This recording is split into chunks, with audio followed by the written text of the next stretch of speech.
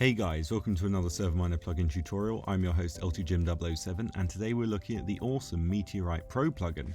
So what does this plugin do? Well, as the name would suggest, it allows you to have meteorite showers in your server, so you can design how the meteorite looks, you can design how often they fall, and you can use a command just to shoot one at random to give it a good test. Now, as you can see in front of me, I am battling a Meteorite Guardian. So once a meteorite hits the ground, it will explode, there'll be a loot chest, and if you try and loot the chest, you'll have to battle this Guardian in order to safely get away with the loot. So as you can see, he's pretty powerful. I'm struggling here quite a bit, but hopefully I managed to kill him. There we go.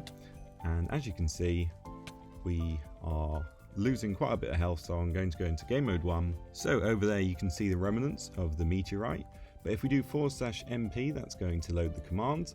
And then if we go ahead and do MP start, that's going to start a meteorite shower, and they're going to fall every X amount of seconds, which you can determine in the config file. So if we go down here, we can see there are lots of ores and there is a chest, and in the chest we will get some cool items. We might get some weapons, we might get a diamond, or some really cool unique items with cool name tags and enchantments, which is really awesome. So let's go ahead and do /MP shoot, and this is going to just shoot a meteorite from the sky. It's going to land in front of us. It's really cool, loads of particle effects. It just explodes into fire and dirt and destroying everything around it. And then if we right click the barrel here, we can see we have an axe this time, which is really awesome. So let's go ahead and repeat that command and let's fire off a few different ones. As you can see, it spawns on top of us and flies to wherever we're pointing. So let's just spawn a few more, and gotta be careful, don't spawn too many. It could cause lag, and depending on the size of your meteorite, it could cause server issues. So don't have them falling too often. You don't want the apocalypse to happen on your server. But as you can see, they spawn with a variety of different blocks, fire, it destroys the terrain around them. And the cool thing is, you can set a boundary in the config file of where it's okay for them to spawn and where it's not okay, and it will also not be in world guard protected areas. So that is pretty much everything in-game. Obviously, if you want to stop the shower, you can do /MP stop, and that will stop it from happening.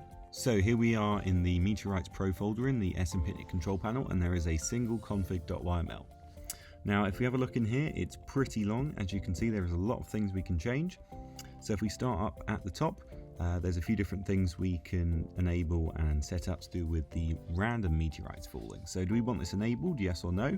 And then we have the interval. So every 1800 seconds by default, a meteorite will hit, and it's going to hit in the world.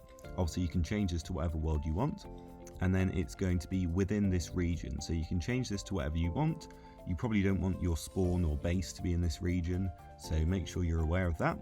And then the height it's going to spawn as well. So if you set it above 256, you might have issues, it might disappear as it says here.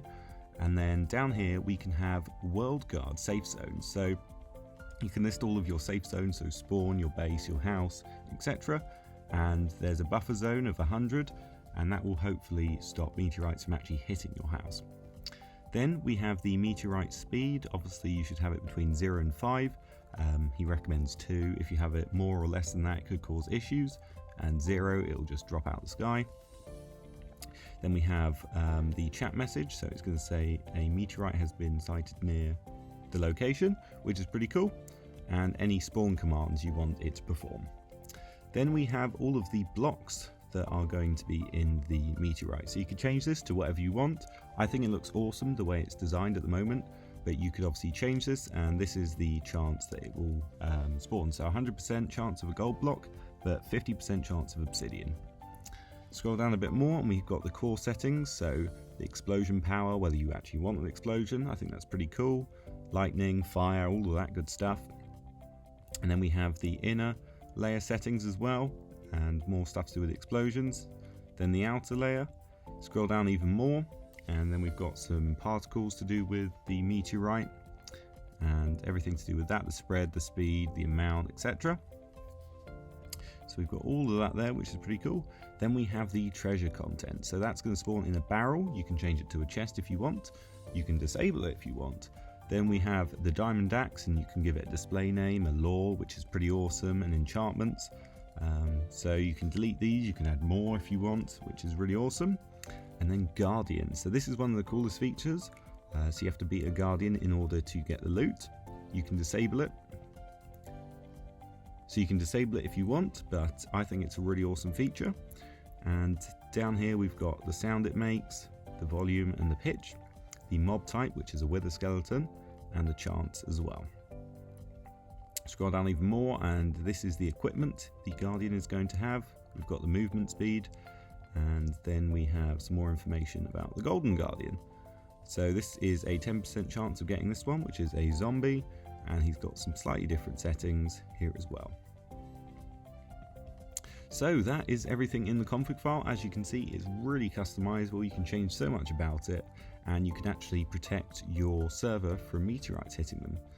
So that is everything in the config file. If we have a look at the spigot page, you can see it's updated to the latest version of Minecraft. It's got some really awesome pictures. As you can see on the spigot page, you can design it like this, or you can make it more of a brown and red rock, whatever you want. Or you can even make it purple. Very awesome. So if you need any help, obviously contact the developer on Discord and he should be able to help you out. If you need a server to host it on, check out ServerMiner.com for the best and cheapest hosting around. But that's it for me. Subscribe, like, comment, and I'll see you next time.